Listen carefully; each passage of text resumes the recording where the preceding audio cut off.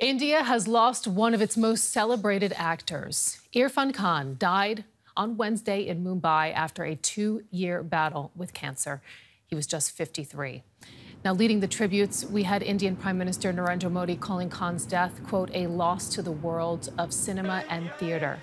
Khan's award-winning career spanned 3 decades and more than 80 films.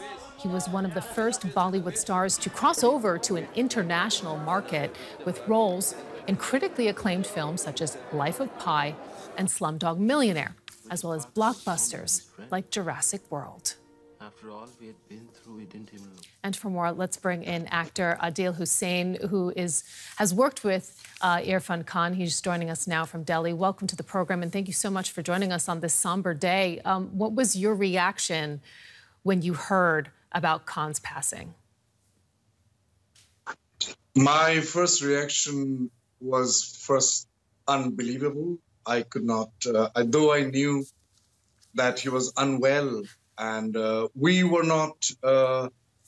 haven't met many times except for Life of Pi premieres, but that he joined film industry much before me, and his portrayal of roles were the windows for me to see his vulnerability and the beauty that he possessed and the empathy that he evoked in me as a person and gave access to the characters that he played. I never knew that I will feel so sad when I heard. I felt a punch in my heart, and I am still overwhelmed. And we mentioned that you worked with him on the 2012 film Life of Pi that went on to garner 11 Oscar nominations. How is it working with him? He was a phenomenal actor, and I always looked up to him after I saw his first film of him, which I saw was Namesake, and that's the time I fell in love with him. Before that, I knew him as an actor, but I also wasn't in the film industry till 2010 myself. I was very involved in theater. But when I saw his film, Namesake, directed by Meera Nair, I realized that the craft that he learned to be able to express himself with utmost vulnerability, and where he sort of embodied the character in a wholesome way to give access to the audience to look at his soul. So as a person, I interacted with him a few times, and I always felt that he is in a deeper quest through his roles about his own life. So we ended up speaking few things, but I realized that his search for himself through the craft that he practiced. Perhaps one of the qualities which really, set him apart. What was he like beyond the film set?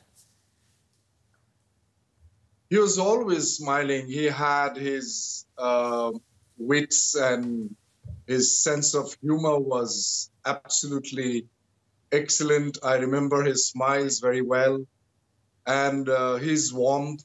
He was very down to earth.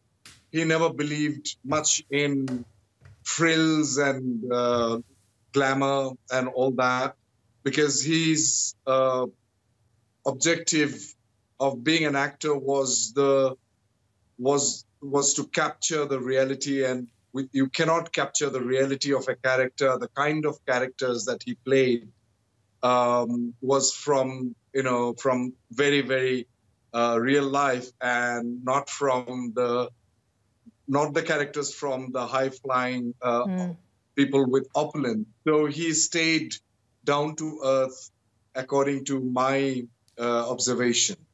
And tell us just briefly before we go, because we see from the reactions on social media that really India and the world, we have to say, is united in overwhelming mourning, overwhelming praise for him.